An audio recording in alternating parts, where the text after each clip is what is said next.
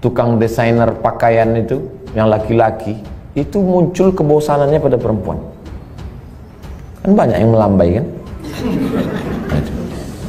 Kalau ada orang bosan pada perempuan gara-gara sering menengok perempuan, itu desainer sama koreografer. Yang lebih mengerikan adalah bosan mendengar ceramah, apalagi sampai tobat sama ustaz. Aku kalau sama ustaz ini tobat aku. Nah itu na'udzubillah. Warahmatullahi wabarakatuh. Ada kekeliruan berpikir nanti kalau anak saya sudah hafal Quran, anak-anak SDIT ini sudah hafal Quran, mau apa? Karena bayangan dia kalau sudah hafal Quran jadi ustadz. Gak maulah anak kami jadi ustadz, nanti macam Ustadz Somad, ceramah sana ceramah sini. Gak maulah kami anak kami jadi imam, paling-paling jadi imam tarawih. Tolong mindset kita dibetulkan, mind, otak, setting. Karena banyak juga orang ini main otak setan. Mindset otak setan. Jadi hafal Quran itu bukan tujuan. Hafal Quran itu sarana. Tujuannya rumah sakit budi kemuliaan.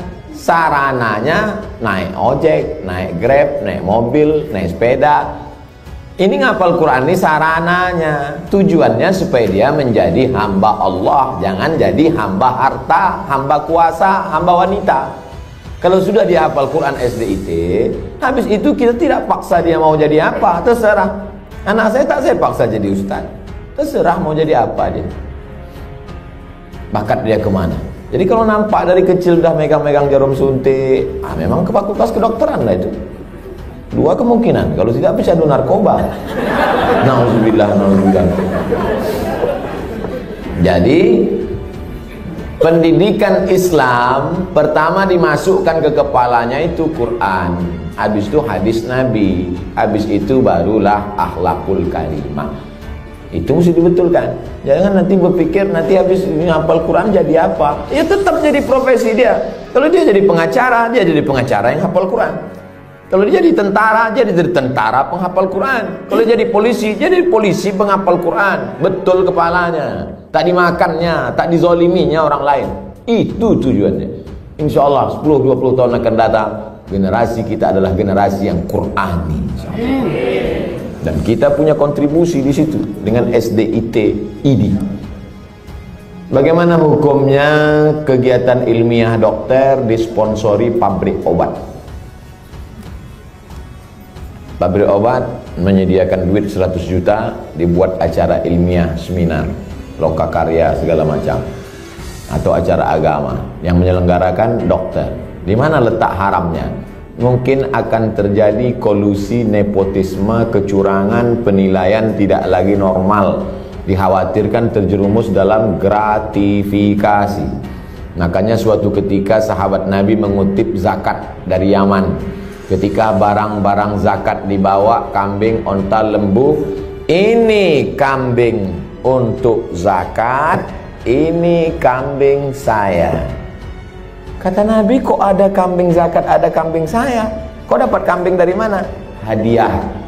Kata Nabi, seandainya kau duduk di rumah emakmu, di rumah bapakmu, mungkinkah ada orang ngasih kambing? Tak ada.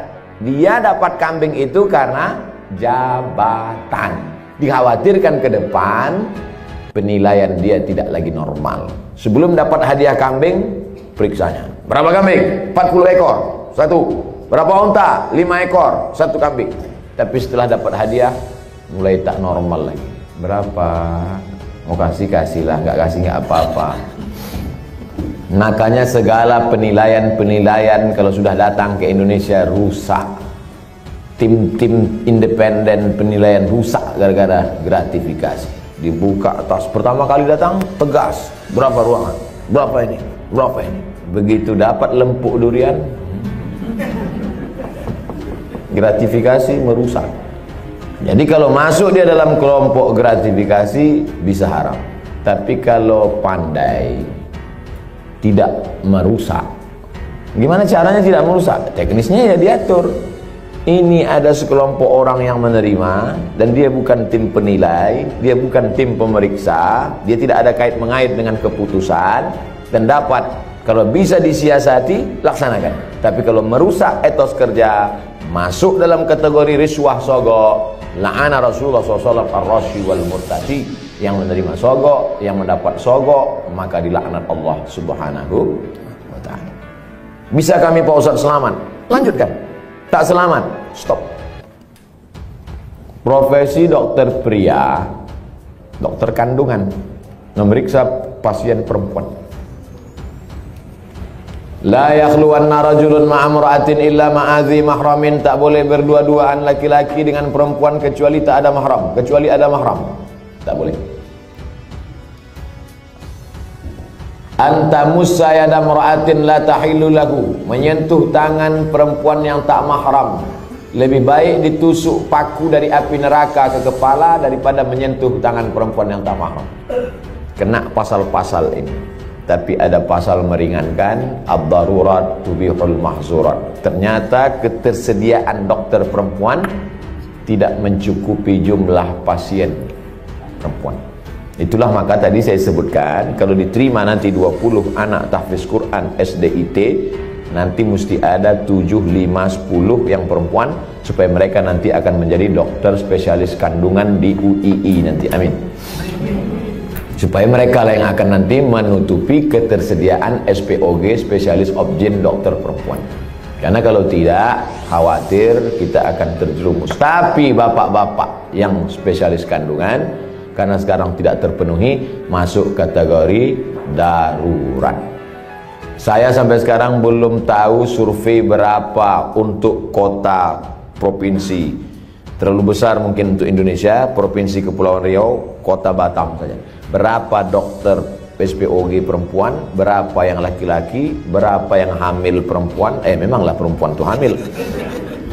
Berapa hitungannya? Kalau satu dokter itu berapa? Kalau masih dalam kategori darurat, tapi kalau hanya untuk tidak darurat. Ustadz dulu, anak Ustadz Mizian Hazik Abdillah, dokternya laki-laki atau perempuan? Perempuan.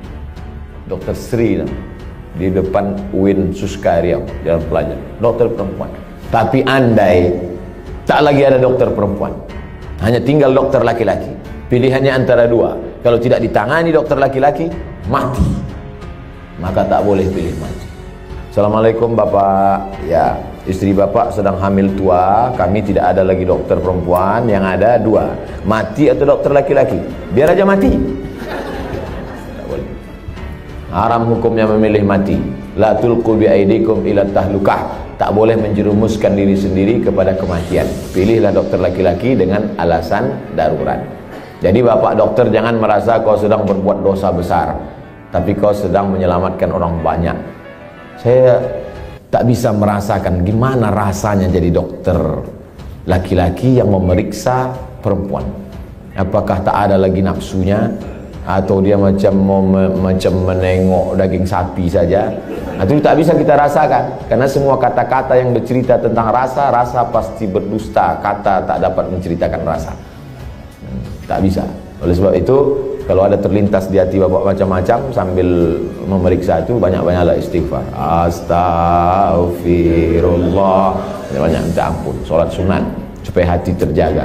Tapi yakinkan bahwa perbuatan bapak bukan dosa. Jelas jawaban saya. Bagaimana pandangan Islam suntik botok mengurangi kerutan yang tak bersifat permanen, bertahan 6 bulan?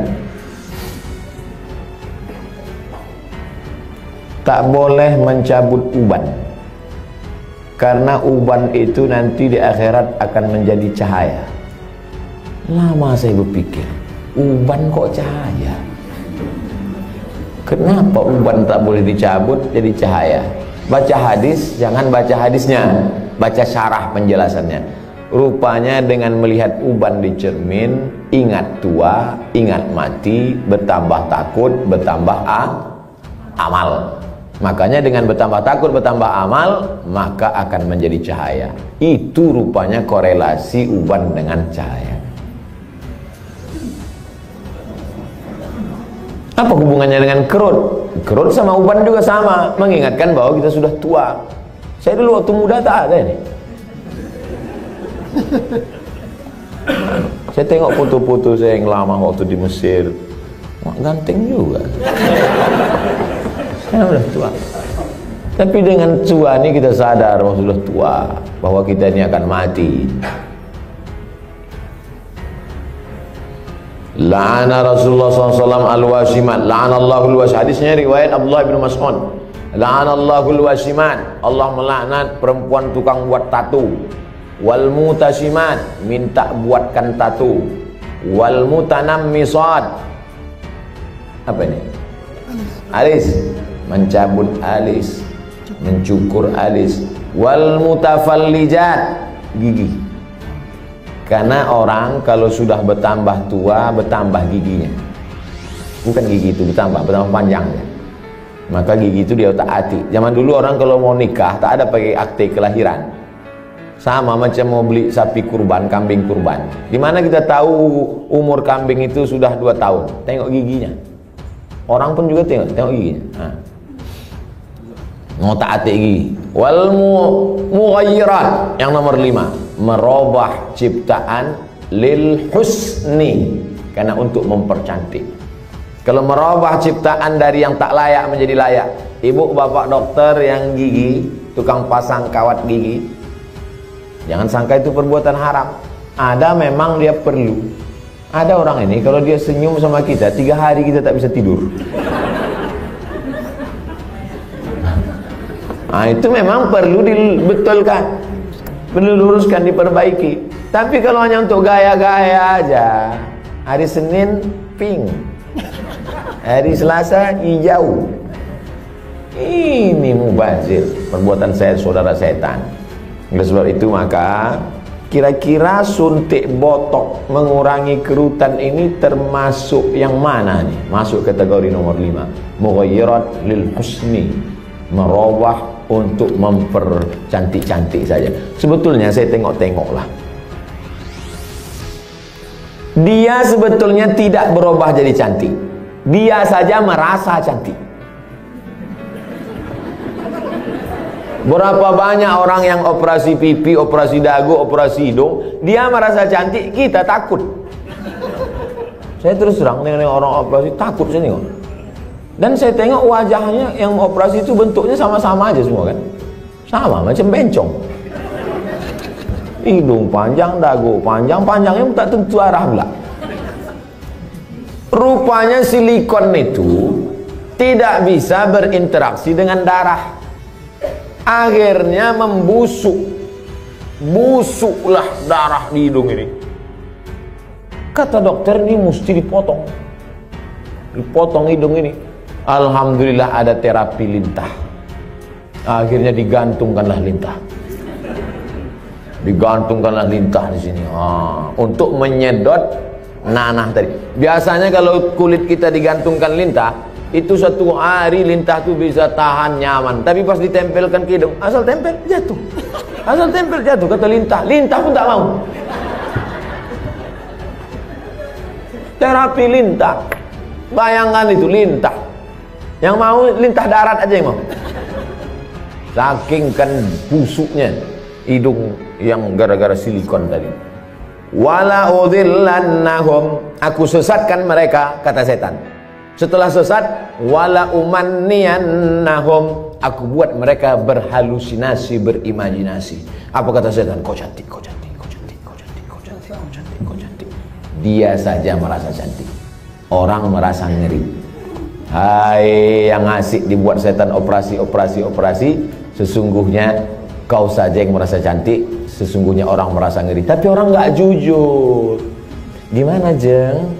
Aku kelihatan cantik nggak? Wow, amazing. Padahal dalam hatinya macam hantu aku tengok.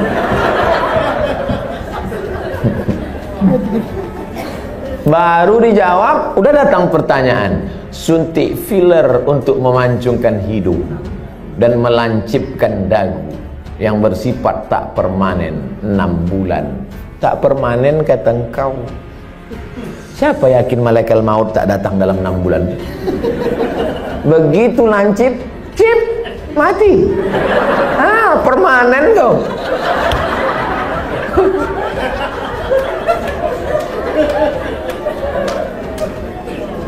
Kau cantik bukan karena dagu kau lancip. Kau cantik bukan karena hidung kau panjang.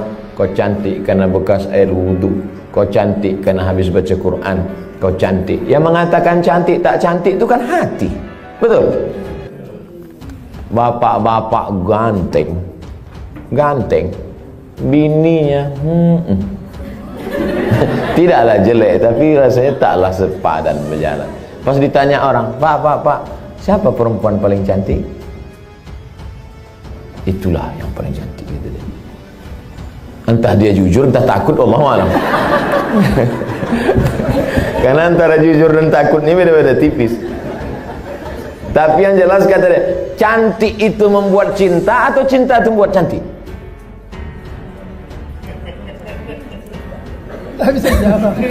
Gara-gara cinta itulah orang menjadi cantik. Karena kalau cantik itu relatif.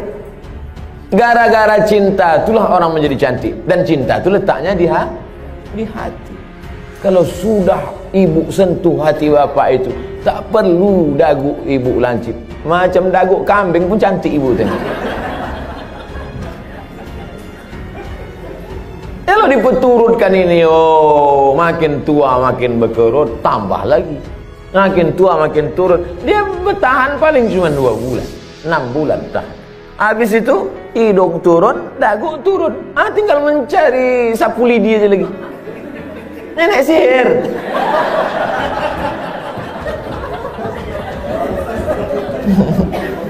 Berhentilah. Berhenti. Usah dipeturutkan ajakan setan ini. Kalau perbuatan itu haram, maka yang melakukannya pun ikut haram. Orang yang memberikan fasilitasnya pun ikut haram. Maka terjerumus dalam perbuatan haram kolektif. Saya kan cuma jual khamar. Saya nggak ada ngajak dia minum khamar. Saya cuma jual aja Pak Ustadz. Penjualnya ikut kena, pembawanya ikut kena. Khamar itu 6 ikut kena. Penjualnya, pembelinya, yang menuangkannya ikut semua. Supirnya ikut kena. Security-nya ikut kena. Tarik benang untuk meniruskan pipi, bertahan setahan, masuk pasal 5 semua.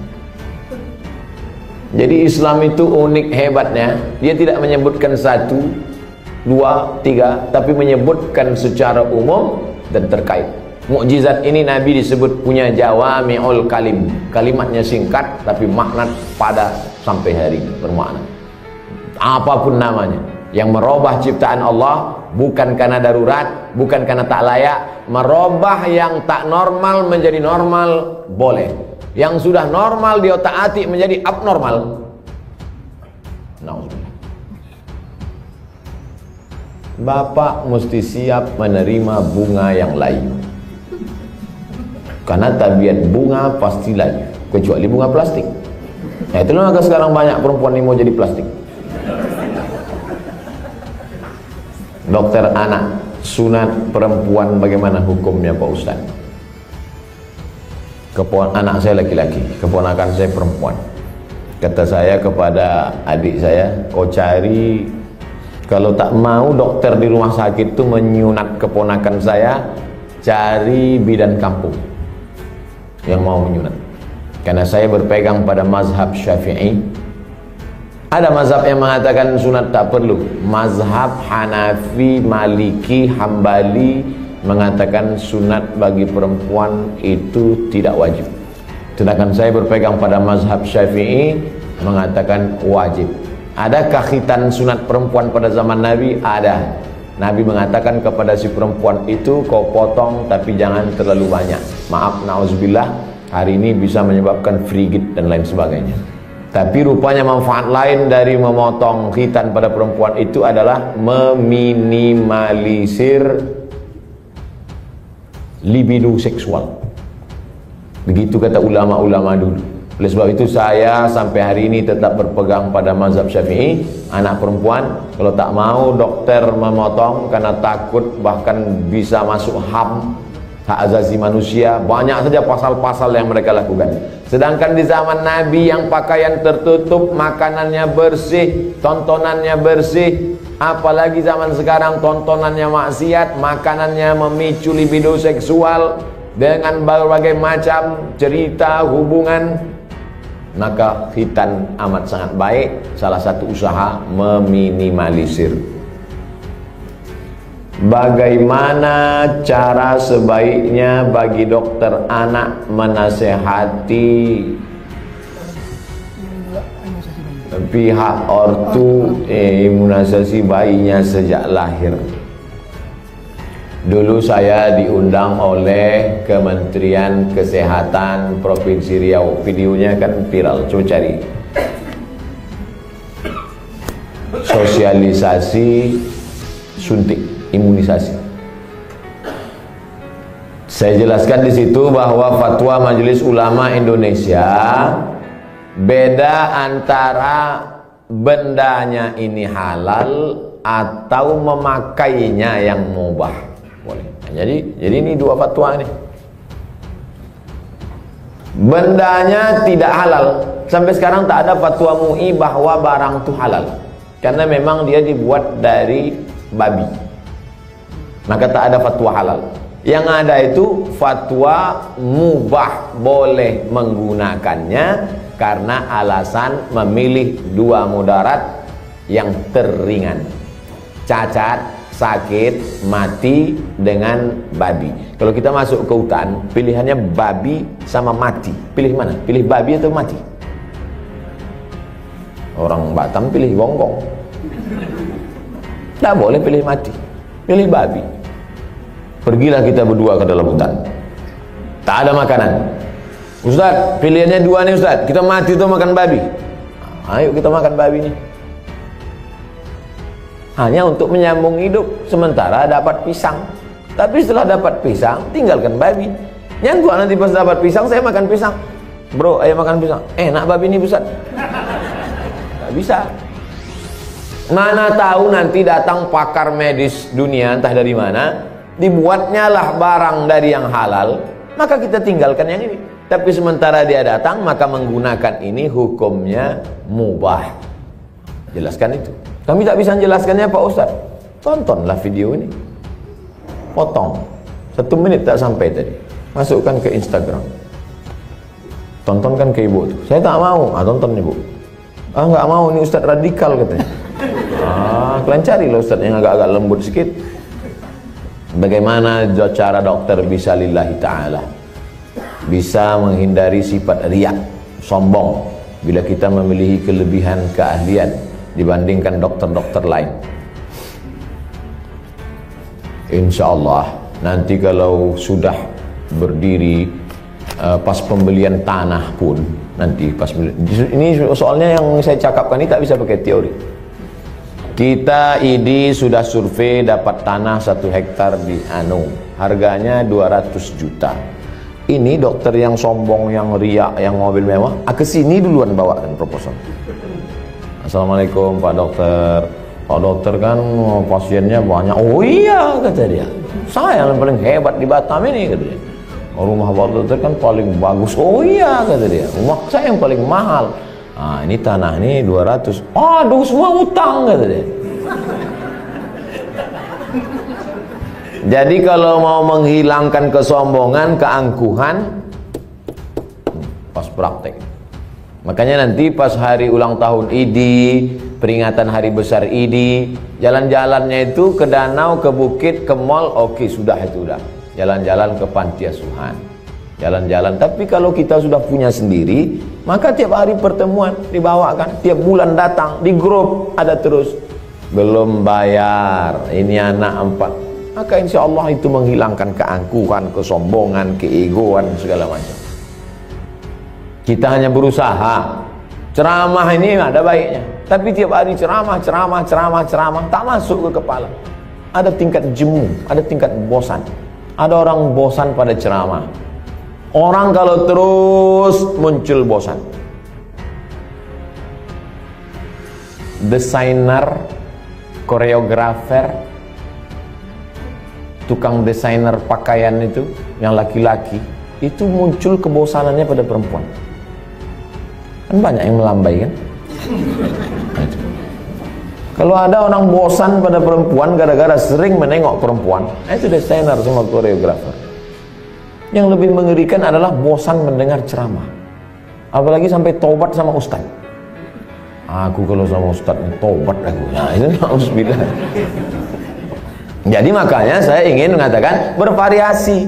Ceramah oke, sebulan sekali, seminggu sekali, tapi harus ada amal yang tidak teori tapi langsung praktek. Maka saya selalu sama. Di mana-mana saya ceramah tak keluar dari 3. Islahut tarbiyah, perbaikan pendidikan. Islahul iktisad, perbaikan ekonomi. Islahus siasah, perbaikan politik. Perbaikan politik, pilih anggota dewan yang peduli pada syariat Islam. Perbaikan ekonomi, belanjalah ke warung tetangga, bangkitkan ekonomi umat. Perbaikan pendidikan, masukkan anak-anak ke pondok pesantren. Yang punya duit banyak, beli tanah, dirikan sekolah. Karena sekolah yang ada sekarang belum mampu untuk menampung anak-anak kita, apalagi anak-anak yang tak mampu. Daftar ulang 17 juta. Anak siapa yang bisa? Tak tertampung. Yang sekarang tidak mendapat pendidikan layak itu 10 tahun lagi, 3 tahun SMP, 3 tahun SMA, 4 tahun S1. Yang sekarang SMP cabut, mabuk, sakau, lem kambing, itu yang akan jadi anggota dewan tahun 2040. Satu-satunya jalan memperbaiki umat lewat pendidikan. Dan ID tidak hanya menyehatkan badannya, tapi juga menyehatkan generasi ke depan, insyaallah. Amin. Udah aku sampaikan ya Allah. Kalau tak percaya juga ID nintahlah.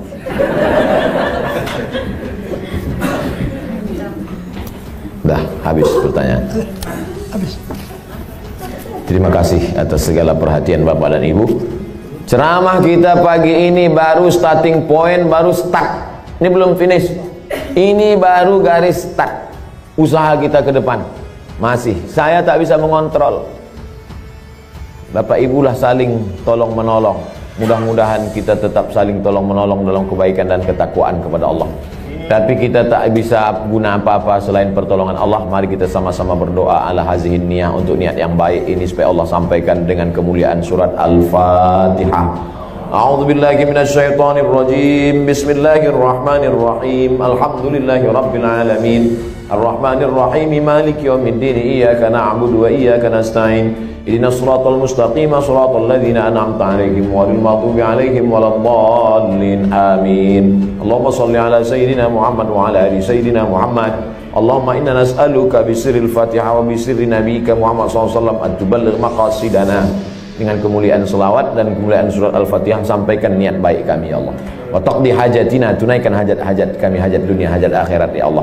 Allahumma barik lana fi arzaqina, rezeki kami ini berkahilah dia supaya bisa menjadi amal soleh yang tetap mengalir sesudah kami mati ya Allah.